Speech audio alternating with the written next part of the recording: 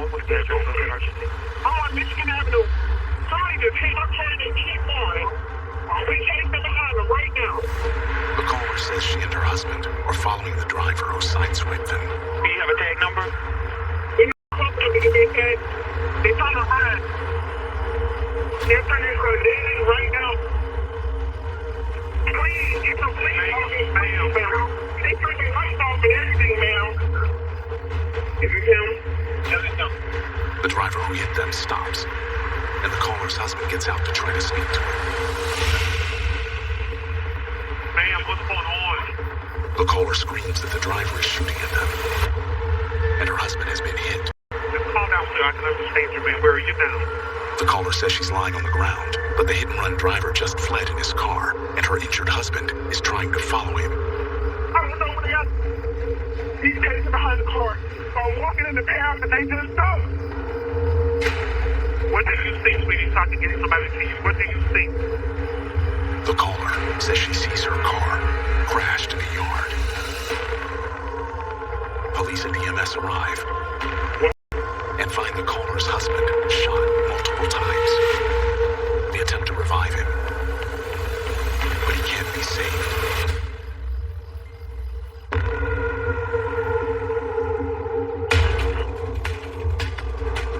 For homicide detectives, their chance of solving a murder is cut in half if they don't get a lead within the first 48 hours.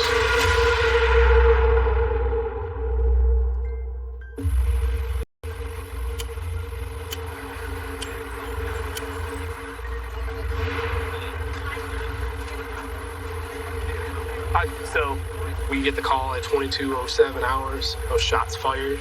Detective Glenn Barton will lead the investigation. Officers arrive at 22:10 and finds the 911 caller.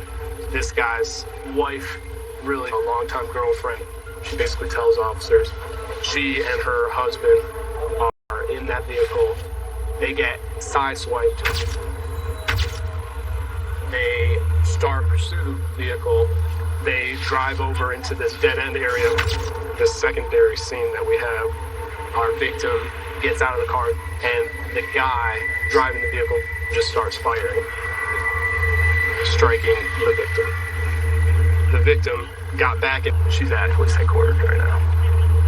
The victim is Patrick Edwards. Born and raised in Mobile, 35-year-old Patrick Edwards was trying to start a landscaping business and was a partner in his family's barbecue food truck. He leaves behind a loving family and 2 sons.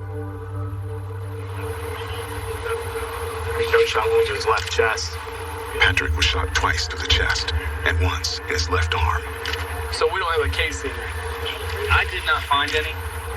Do we see any bullet strikes or anything in this vehicle? Not relevant. You guys think we need to put it in the bay? Well, okay. The victim's car will be towed and searched for evidence. How far down is this dead-end area? A walking distance.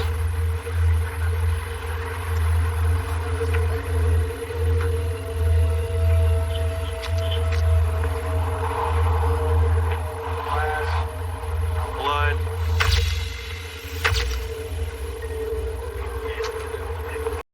There's a gold ring.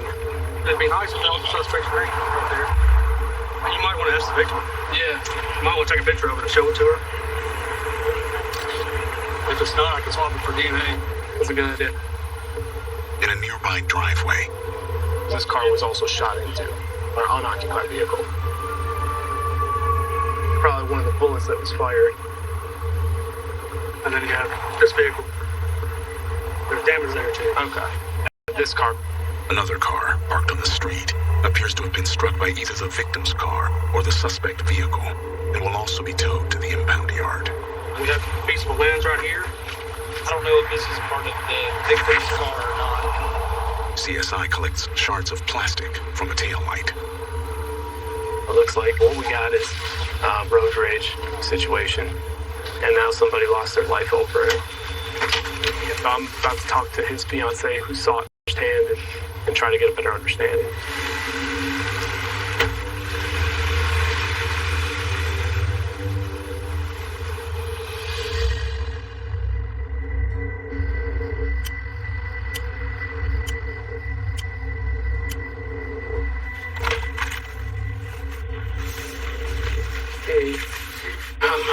Barton, okay? And Detective Nettles, I'm so sorry, okay? I mean, I'm not gonna try to even tell you that I can imagine what's going on.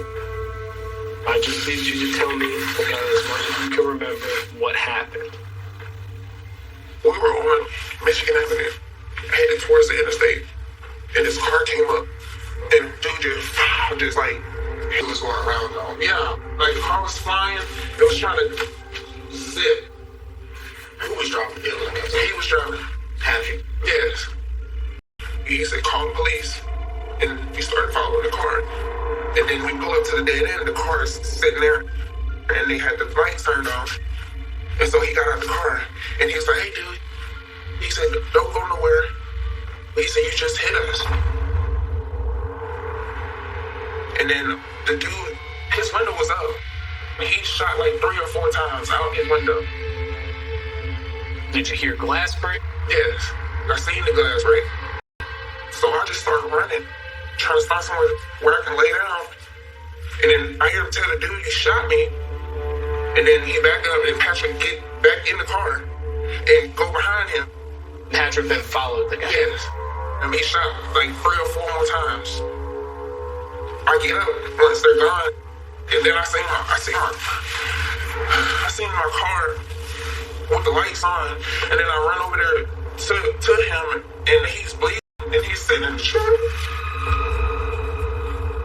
And then I seen some police. And I flagged them down, and then they came over there.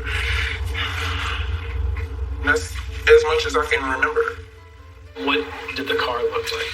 It was a white or a silver Nissan Versa or Sentra or something like that. But you don't believe the car intentionally hit you? I don't think the car intentionally, no. Did you at all see what this guy looked like? It was a white guy. He had a low haircut and he had a beard. That's all I can see. And could you tell what color his hair was? Black. He never got out of the car, though. No. How old is he? Between like 25 to 35. Okay. Had you ever seen this person? Never. I tried to get a license plate, but he just... But there was one? There was one. Okay.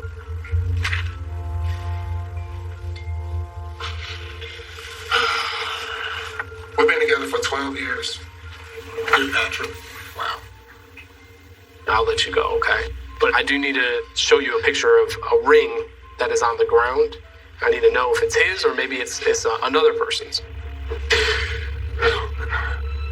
All right. This is something that... This is ring. Yes. I'm gonna call you as soon as I have any information. I'll let you go, okay? Death. It's very rare.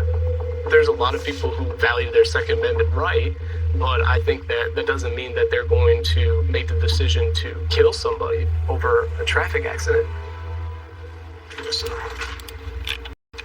Well, the accident happened right in here. Okay.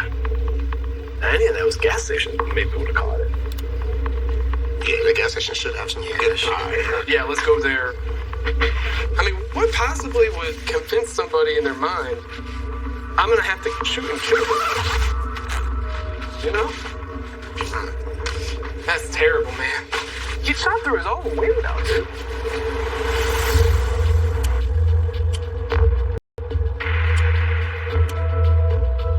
There's a freaking camera right here.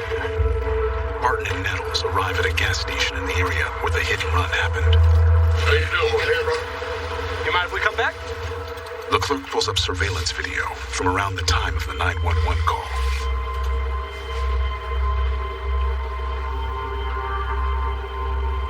There you go. That's that Armada. Mm-hmm. 1 minute after the 911 call came in, the victim's Nissan Armada chases a small sedan. Watch. You're gonna see it right there. That's it, dude. That's it. That's the suspect.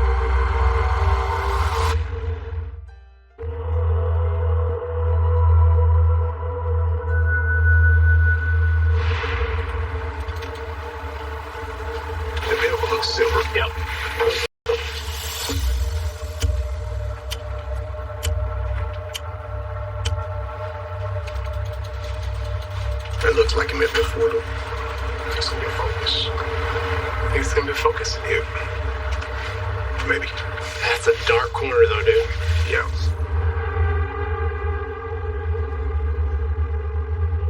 It does look like a sunfire. Look at the shape of it when you see it turning it. Look at how it dips down. Oh, no. It's definitely silver. Make sure I get it. Barton downloads the surveillance video to review with the homicide team. Thank you so much.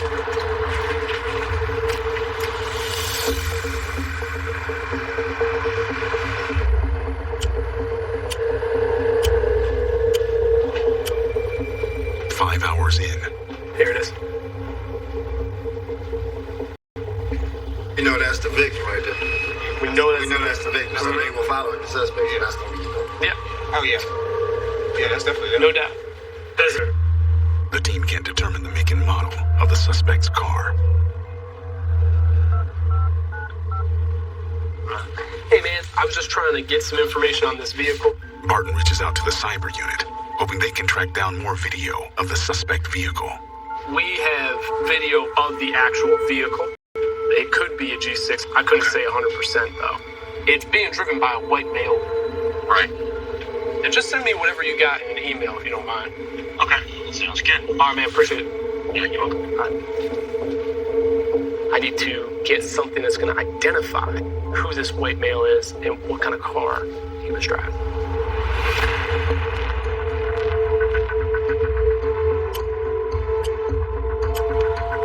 The next morning, The shooting happened late at night last night. A lot of people didn't answer the doors. while they wait to see if Cyber can come up with anything, the team returns to the crime scene to canvass the neighborhood. We know the suspect's vehicle, pulled in this dead end. We're trying to get some video footage, trying to get some eyewitnesses, anything that's going to help us kind of figure out what kind of vehicle this is.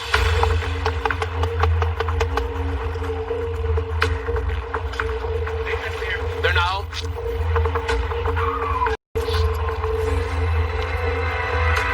Anything? That lady had video. At a house down the street, It shows the suspect car first. And then there's a brief pause, and then you see the victim's car. And then it goes out of frame. And then you see the suspect's car going forward. You see That's a good shot of the car. You can tell Color? it's like gray. Thanks, man.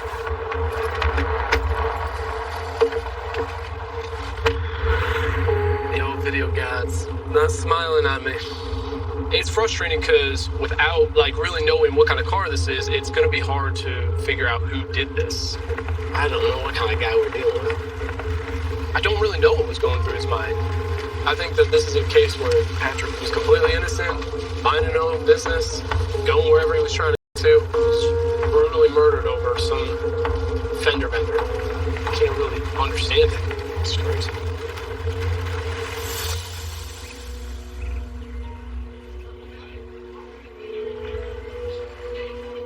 That's my brother right here. We taking it quite hard. My whole entire family is devastated. My brother was killed for absolutely nothing. A senseless crime. It could have been any one of us. I mean, anybody at the shop. I would have said, hey, this car hit the guy. He didn't deserve that. Patrick never hurt no one. He never had the mindset to hurt no one. He really was a people person. And every video he ever made was inspiration to people. It just teared through my heart. We just want justice. You feel bad if things stuff ain't going your way? Look at the big picture. It's still here. You still got an opportunity to change whatever that went wrong in your life to make it right. Look at yourself in the mirror today and tell yourself you love yourself.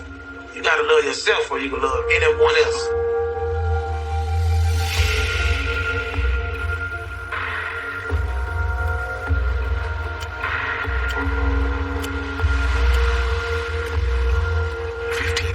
After Patrick was gunned down, Hey, man. Thanks for coming out, dude. I appreciate it.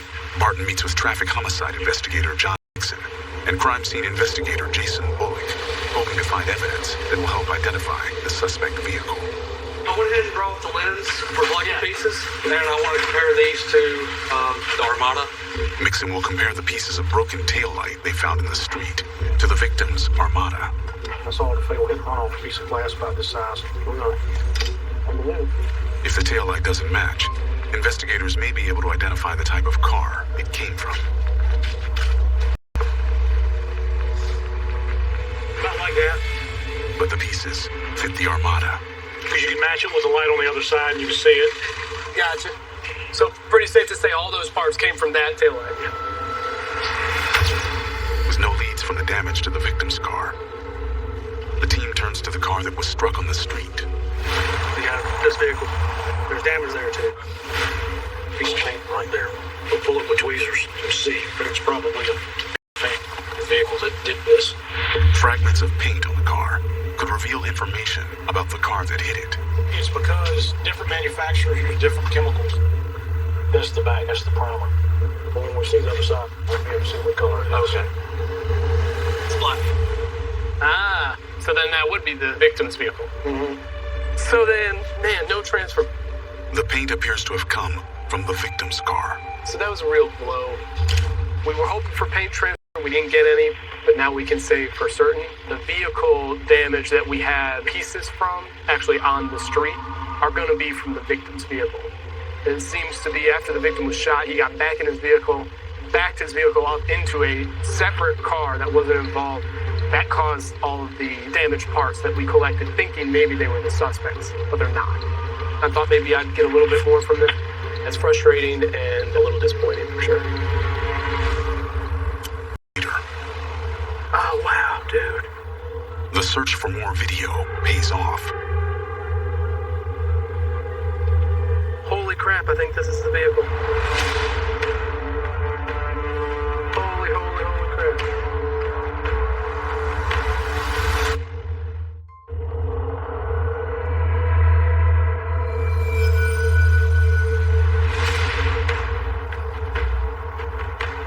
Well, we just got a break. This seems to be very, very clear video of the suspect's vehicle before the shooting.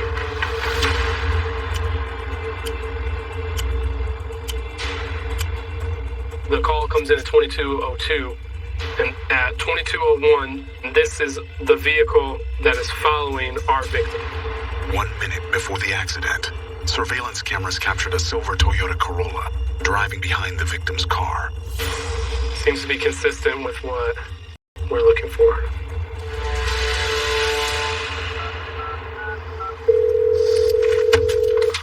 Hey, I just got your email. Barton follows up with the unit that uncovered the video. Let me ask you this. With this information, can we try to track this vehicle? We're already doing that. I got you. But you haven't come up with a tag yet. Not just yet, not definitively, no. Cyber was able to get a partial plate number from the video and is searching for a match. If we find something, we'll send it out. Okay, I'll just wait for you guys to come back with anything else. Okay. Appreciate it. Hopefully we can identify a tag.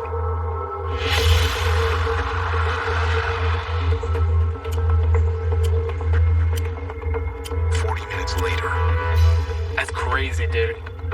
Using the partial plate, the team found a silver Toyota Corolla registered to a man who matches the suspect description. Trenton Thornton? Look at that, dude. Dark hair, beard. She describes this dude pretty well, man. 31-year-old Trenton Thornton has no prior convictions.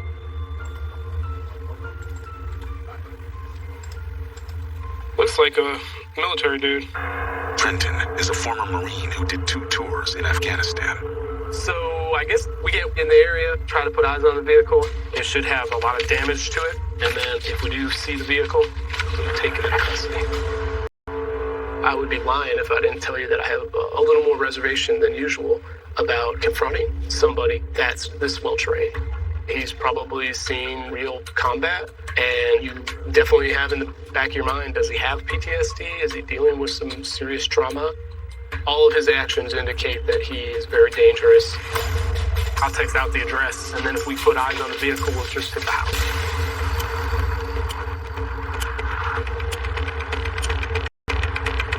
Oh, man. Things Trenton's gonna be down this street. Nettles and Barton, backed by several members of the homicide team, head out to Trenton's last known address. Right here. It's gonna be on the left. It's gonna be this house right here. The one that's lit up. The silver Toyota is not in the driveway. Just past the house, doesn't look like the car's in the front yard.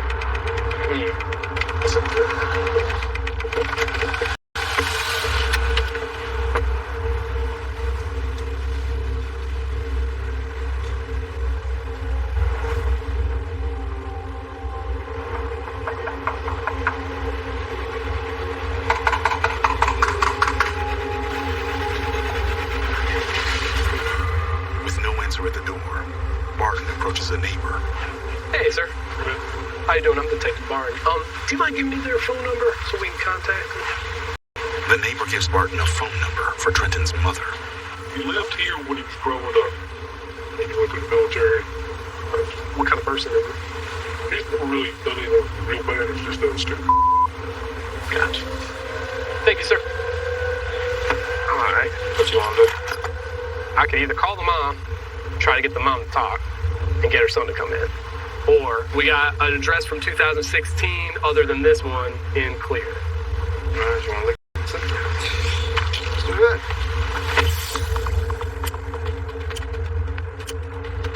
20 hours in, Stay by until they can do a drive-by the team heads to the second address they found for Trenton. When somebody is military trained, it is a whole nother ballgame. We have to take every precaution because we don't know if he's going to be armed to the teeth, and we don't know his tactics. It's just another level to an already very hard job that we have. By the location, it appears the vehicle is in the front yard, and it also appears that the vehicle has damage to the driver's side front window. Tempo right behind you. Let's do it.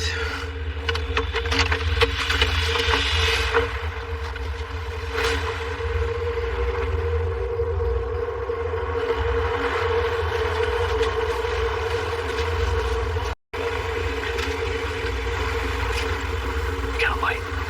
Can't see nothing through this window, dude.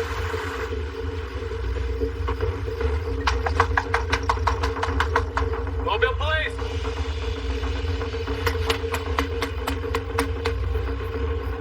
Mobile police!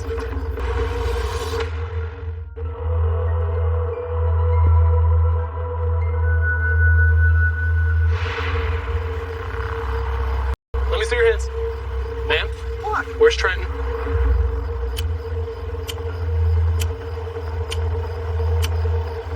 Is Trenton here? Barton speaks to Trenton's grandmother. I have no idea. Is Trenton here? I don't know. Ma'am, if Trenton is inside, we need to talk to him, okay? This is very serious. When was the last time you saw him? He came in. Oh, God, about 3:30. She says she saw Trenton less than 3 hours ago. Okay. Trenton! This is the Mobile Police! Trenton! Trenton! If you're in the house, come to the front of the house! This is the Mobile Police Department! I see you. Keep your hands up. Come on outside, sweetheart. Come over here by me. Another one of Trenton's family members comes outside. Where's Trenton? He's probably sleeping. Which room is he in? Is he in the far room? Okay, not this room. Not this one. Yeah, right. The far one to the left? Yeah. Y'all got his weapons on his own.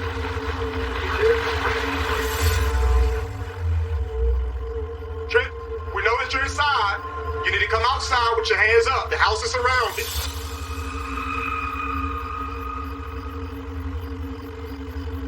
Trenton, this is the Mobile Police Department. You need to come out the house right now with your hands up.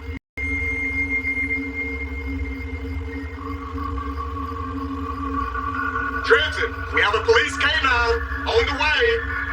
Come out with your hands up.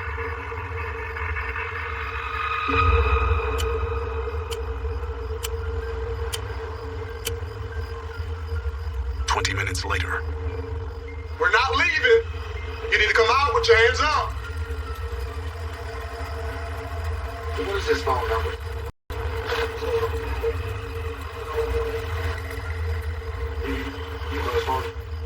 in the paperwork in the truck. Paperwork in the truck. Yeah. I think that they're from same GPS position. You all should look at his phone.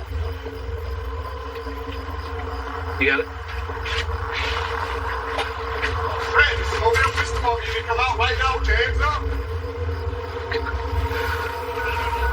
Martin calls Trenton's number. But it's no good. So he tries Trenton's mother. Hey, how you doing? Listen, I'm Detective Glenn Barton. Your son is not answering the door. Police have surrounded the house. He needs to come out. Safe situation. She says she's driving and can't pull up his phone number, but she agrees to help get him out. You need to get here as soon as possible. Okay. LT, the mother's on her way. She's supposed to have a good contact number for the son. I don't. Fred, it's the Mobile Police Department. Come out with your hands up. Fred, we know that you're inside. Come outside with your hands up. This is gonna be. Trenton's mother arrives. Alright, listen. You can't approach the house for your safety and for our safety. I need you right now to try to call your son, get him on the phone, let him know that we are police. We're here for an investigation. He needs to come out. We have to talk to him. Put it on speakerphone.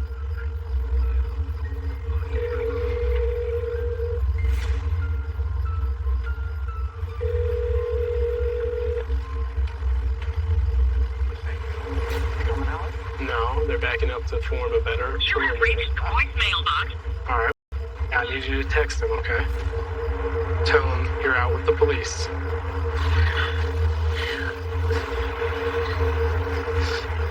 Trenton's mother sends him a text, pleading with him to come out. Fred, Mobile Police Department.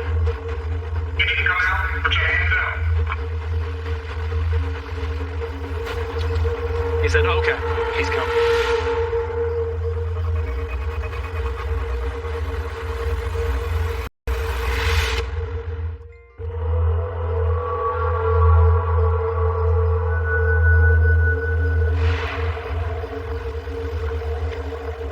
He says he's coming out to his mother.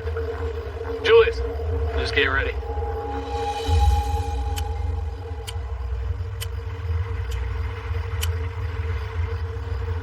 Fred, come out with your hands up.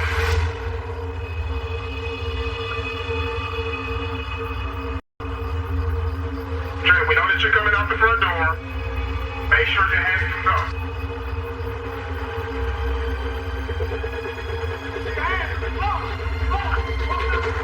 Tell the officer slow.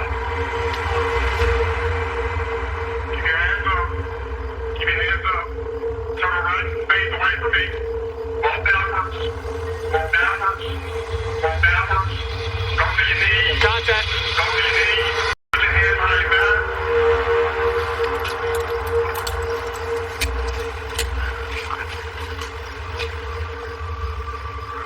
I gotta pee whenever it's convenient. Okay. Did you hear us? No, I was dead asleep. Oh, you're dead asleep. Oh, God. I just want to talk to you about a couple things. Okay, so we'll get down to it. Man, good job, all of us, dude. That was hairy, dude. I'm not gonna lie about that one. Whew. Man, that was crazy. Sometimes it's better to be lucky than good, and that's the case in this one. A couple hours ago, maybe about 4 hours ago, we really didn't even have a good shot at the vehicle, and now we have the suspect in custody. We got the vehicle. The vehicle matches everything the witnesses said.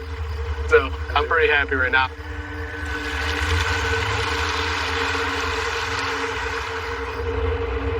That's not it. That's not. Yeah, dude. You keep so much cooler than I do, dude. Just knowing in the back of my mind that this dude is not responding. You don't know if he's loading a freaking whole magazine. That was crazy. That's what gets real. Normally, what we do, we have the upper hand. We tell people what to do. People normally comply. And so in those situations where they don't comply, what do you do? Seriously. It is so crazy what we do. And when you really think about it, like, at that moment, I really was praying. As I was staring down the barrel of my gun, I was like, Lord, if this is my time, just forgive me of all my sins. I mean, I really thought we were going to start taking bullets.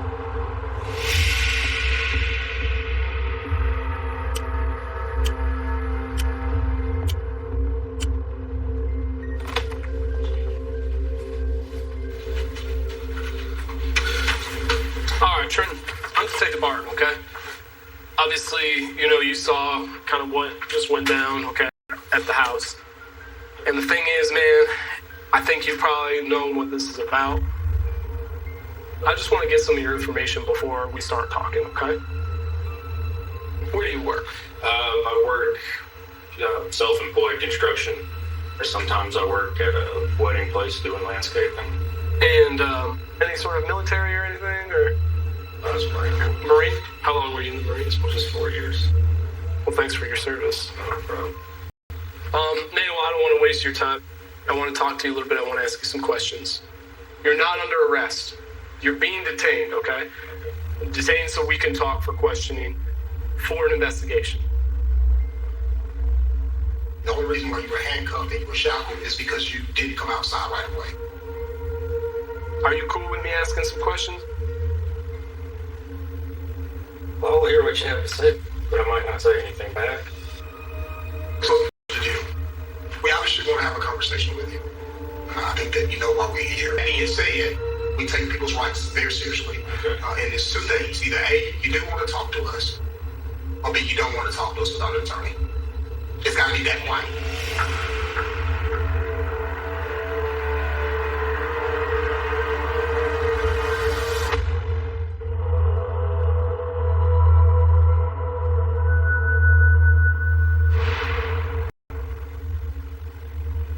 I gotta wait for the attorney.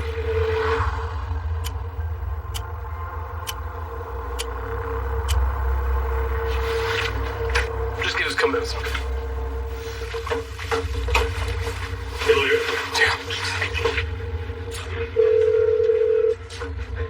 Hey, man, Barton presents his case to the assistant DA.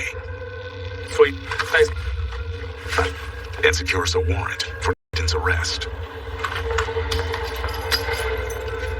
All right, Trenton, you're being charged with murder, okay? I can't talk to you much more about it other than that, okay? Yeah. With 25 hours left in the first 48, Trenton Thornton is charged with the murder of Patrick Edwards.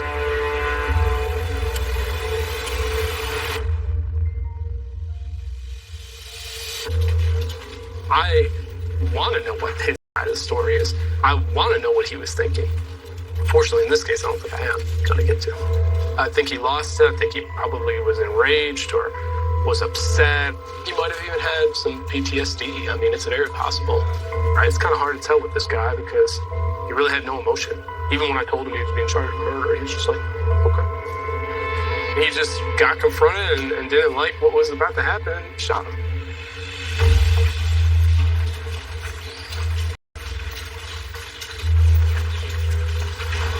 Anything you want to say in this crime?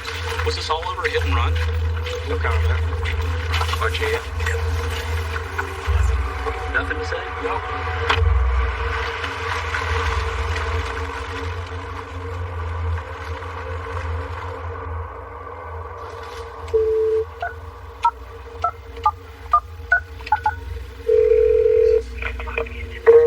Hey, Detective Barton. Yes, sir. Barton reaches out to Patrick's girlfriend. I want to let you know we've made an arrest in Patrick's case. Oh my God. Thank you, Jesus. Thank you, please just let me put in for once. Absolutely. His name is Trenton Thornton, and he's going to be booked in jail for murder, okay? Yes, sir. Thank you so much. Okay. Bye. Everybody has the right to confront somebody. I'm sure Patrick didn't realize he was going to get a bullet in the chest for it. This was a man who did not want to be accountable for his actions and did whatever he needed to do to get away. It's just sad.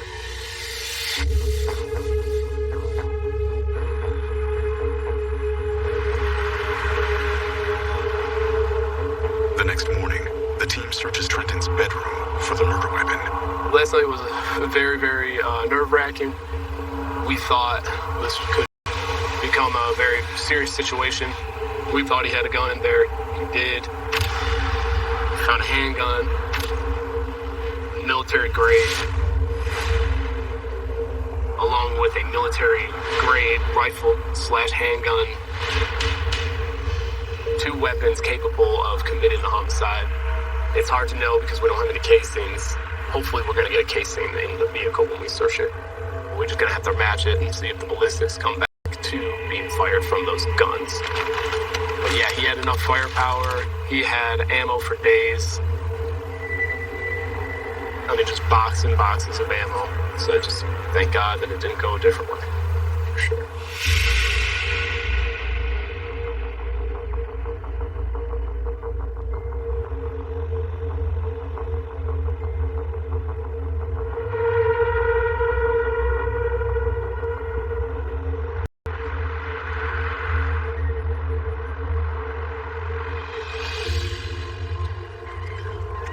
One year after Patrick's murder.